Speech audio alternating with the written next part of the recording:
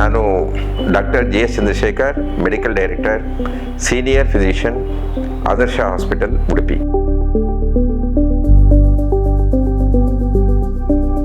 ನನಗೆ ಒಬ್ಬ ವೈದ್ಯನಾಗಿ ಯಾವ ರೀತಿಯಲ್ಲಿ ನಮ್ಮ ಸಮಾಜದಲ್ಲಿ ಕಾಯಿಲೆಗಳನ್ನು ನಾವು ಜಾಸ್ತಿಯಾಗಿ ನೋಡ್ತಿದ್ದೀವಿ ಅಂತ ಹೇಳಲಿಕ್ಕೆ ತುಂಬ ಬೇಜಾರಾಗ್ತದೆ. ಯಾಕೆಂತ ಹೇಳಿದರೆ, ಮುಂಚೆ ನಾವು ಇಂದಿನ ದಿನಗಳಲ್ಲಿ ಹೋಗುವಾಗ, ಅಂದರೆ ಅಕಸ್ಮಾತ್ 1-2 ದಶಕ ಅಥವಾ 3 ದಶಕ ಹೋಗುವಾಗ ನಮಗೆ ಸಾಂಕ್ರಾಮಿಕ ರೋಗಗಳು ಜಾಸ್ತಿ ಇತ್ತು. ಅದು ಮಲೇರಿಯಾ ಇರ್ಬೋದು, ಅಥವಾ ಡೆಂಗು ಜ್ವರ ಇರ್ಬೋದು, ಅಥವಾ ಟೈಫಾಯ್ಡ್ ಜ್ವರ ಇರ್ಬೋದು. ಆ ರೀತಿ ಸಾಂಕ್ರಾಮಿಕ ರೋಗಗಳು ಜಾಸ್ತಿ ಇತ್ತು. ಈಗ ಏನಾಗಿದೆ, ನಮ್ಮ ದೇಶದಲ್ಲಿ ಅಥವಾ ಇಡೀ ಪ್ರಪಂಚದಲ್ಲಿ ಜೀವನ ಶೈಲಿ ಕಾಯಿಲೆಗಳು ಜಾಸ್ತಿ ಆಗ್ತಾ ಇದೆ. ಜೀವನ ಶೈಲಿ ಕಾಯಿಲೆಗಳು ಅಂತ ಹೇಳಿದರೆ ಅದು ಮುಖ್ಯವಾಗಿ ಒಂದು ಬೊಜ್ಜು ದೇಹ ಇರ್ಬೋದು, ಡಯಾಬಿಟೀಸ್ ಇರ್ಬೋದು, ಹೃದ್ರೋಗ ಇರ್ಬೋದು, ಸಂಧಿವಾತ ಇರ್ಬೋದು, ಅಥವಾ ಕ್ಯಾನ್ಸರ್ ಕಾಯಿಲೆಗಳು ಇರ್ಬೋದು. ಇವೆಲ್ಲವನ್ನು ಕೂಡ ನಾನು ಜೀವನ ಶೈಲಿ ಕಾಯಿಲೆಗಳಲ್ಲಿ ಸೇರಿಸ್ಕೊಳ್ತೇನೆ. ಹೇಳ್ಬೇಕು ಅಂತ ಹೇಳಿದರೆ, ಈ ಜೀವನ ಶೈಲಿ ಕಾಯಿಲೆಗೆ ಒಂದೇ ಒಂದು ತಾಯಿ ಅಂದರೆ ಅದು ಬೊಜ್ಜು ದೇಹ. It's a mother of so many diseases. Obesity is the mother of so many diseases.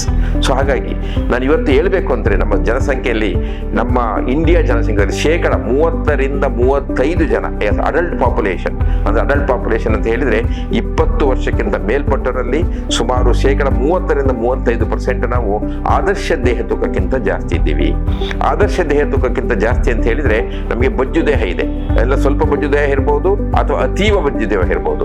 ಅಂದರೆ ನಾವು ಏನು ಹೇಳ್ತೀವಿ ಅಂತ ಹೇಳಿದರೆ, ನಮ್ಮ ಟರ್ಮಿನಾಲಜಿಲಿ ಹೇಳಬೇಕು ಅಂತ ಹೇಳಿದರೆ, ಒಂದು ಒಬೇಸಿಟಿ, ಇನ್ನೊಂದು ಸಿವಿಯರ್ ಒಬೇಸಿಟಿ, ಇನ್ನೊಂದು ಓವರ್ ವೆಯ್ಟ್ ಅಂತ ಹೇಳ್ತೇವೆ. ಒಂದು ಎಷ್ಟು ನಾವು ಒಂದು ವೆಯ್ಟಲ್ಲಿ ಇರಬೇಕು, ನಮ್ಮ ತೂಕ ಎಷ್ಟಿರಬೇಕು. ಸಿಂಪಲ್ ಟರ್ಮಲ್ಲಿ ಹೇಳೋದಾದರೆ, ನಿಮ್ಮ ಒಂದು ಎತ್ತರ ಎಷ್ಟಿದೆ, ಆ ಎತ್ತರದ -100 ಮಾಡಿ. ಆ -100 ಮಾಡಿದಾಗ ಅದು ನಿಮಗೆ ಐಡಿಯಲ್ ಬಾಡಿ ವೆಯ್ಟ್ ಅಂತ ಹೇಳ್ತೇವೆ. ಅಕಸ್ಮಾತ್ ನಿಮಗೆ ನಾನು ಉದಾಹರಣೆ ಕೊಡ್ತೇನೆ, 165 ಸೆಂಟಿಮೀಟರ್ ಇದೀರಿ, ಅದರಲ್ಲಿ -100 ಮಾಡಿ 65 kg ನಿಮ್ಮ ಐಡಿಯಲ್ ಬಾಡಿ ವೆಯ್ಟ್. ಅಥವಾ ಇನ್ನೊಂದು ಕ್ಯಾಲ್ಕುಲೇಷನ್ ಇದೆ, ಅದಕ್ಕೆ ನಾವು ಬಾಡಿ ಮಾಸ್ ಇಂಡೆಕ್ಸ್ ಅಂತ ಹೇಳ್ತೇವೆ. ಬಾಡಿ ಮಾಸ್ ಇಂಡೆಕ್ಸ್ ಅಂತ ಹೇಳಿದರೆ weight in kg divided by height of metre square. ಅಂದರೆ ನಮ್ಮ ತೂಕ ಎಷ್ಟಿದೆ, ಆ ತೂಕನ ನಮ್ಮ ಹೈಟಿನ ಮೀಟರ್ ಸ್ಕ್ವೇರಲ್ಲಿ ಡಿವೈಡ್ ಮಾಡಿದರೆ ಅದನ್ನು ನಾವು BMI ಅಂತ ಹೇಳ್ತೇವೆ, ಅಥವಾ ಬಾಡಿ ಮಾಸ್ ಇಂಡೆಕ್ಸ್ ಅಂತ ಹೇಳ್ತೇವೆ. ಆ ಬಾಡಿ ಮಾಸ್ ಇಂಡೆಕ್ಸು ನಮ್ಮ ಇಂಡಿಯನ್ ಪಾಪ್ಯುಲೇಷನಲ್ಲಿ ಅಥವಾ ಏಷ್ಯನ್ ಪಾಪ್ಯುಲೇಷನಲ್ಲಿ ಅದು 25ಕ್ಕಿಂತ ಕೆಳಗಡೆ ಇದ್ದರೆ ಅವರು ನಾರ್ಮಲ್ ಬಾಡಿ ವೆಯ್ಟ್ ಅಂತ ಹೇಳ್ತೇವೆ. 18ಕ್ಕಿಂತ ಕೆಳಗಡೆ ಇದ್ದರೆ ಅಂಡರ್ ವೆಯ್ಟ್ ಅಂತ ಹೇಳ್ತೇವೆ. 25ಕ್ಕಿಂತ ಮೇಲೆ ಇದ್ದರೆ ಓವರ್ ವೆಯ್ಟ್ ಅಂತ ಹೇಳ್ತೇವೆ. 28ಕ್ಕಿಂತ ಮೇಲೆ ಇದ್ದರೆ ಒಬೇಸಿಟಿ ಅಂತ ಹೇಳ್ತೇವೆ.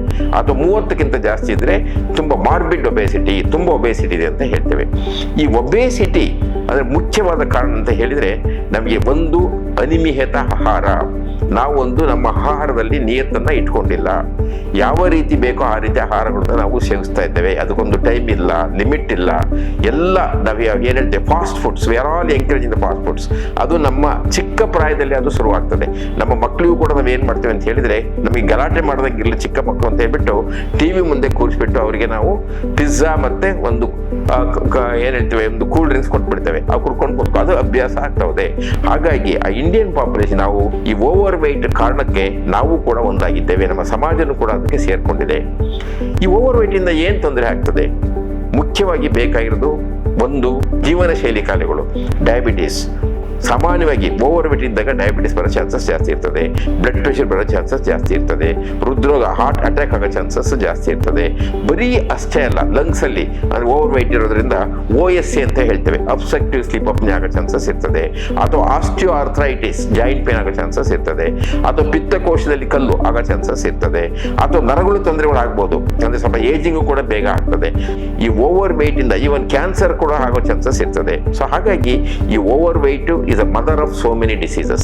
ನಾವು ಆದರ್ಶ ದೇಹ ತೂಕವನ್ನು ಕಾಪಾಡಿಕೊಂಡು ಉತ್ತಮವಾದ ಆಹಾರವನ್ನು ತಗೊಂಡು ಪ್ರತಿನಿತ್ಯ ರೆಗ್ಯುಲರ್ ಆಗಿ ಅಟ್ಲೀಸ್ಟ್ ಒಂದು ವಾರದ 5 ದಿವಸದಲ್ಲಿ ಒಂದು 3/4 ಗಂಟೆ ಒಂದು ಎಕ್ಸಸೈಸ್ ಮಾಡೋದು, ಸಿಂಪಲ್ ಎಕ್ಸಸೈಸಸ್ ಮಾಡೋದ್ರಿಂದ ನಾವು ಖಂಡಿತವಾಗ್ಲೂ ಕೆಲವು ಕಾಯಿಲೆಗಳನ್ನು ನಾವು ನಿಯಂತ್ರಣದಲ್ಲಿರಬಹುದು, ಅಥವಾ ಅದು ಬರ್ದಂಗೆ ನೋಡ್ಕೋಬಹುದು ಅಂತ ಹೇಳ್ಬಿಟ್ಟು ನಾನು ಭಾವಿಸಿದ್ದೇನೆ. ಆದರ್ಶ ದೇಹ ತೂಕವನ್ನು ಇಟ್ಕೊಂಡು ಆದರ್ಶವಾದ ಒಂದು ಆಹಾರವನ್ನು ಸೇವಿಸಿ ಆದರ್ಶವಾದ ಒಂದು ಎಕ್ಸಸೈಸನ್ನು ಮಾಡಿ ನೀವು ಆದರ್ಶವಾಗಿ ನಿಮ್ಮ ಒಂದು ಆರೋಗ್ಯವನ್ನು ಕಾಪಾಡಿಕೊಳ್ಳಿ ಅಂತ ಹೇಳ್ಬಿಟ್ಟು ನಾನು ಇವತ್ತು ಕೇಳ್ಕೊಳ್ತೇನೆ.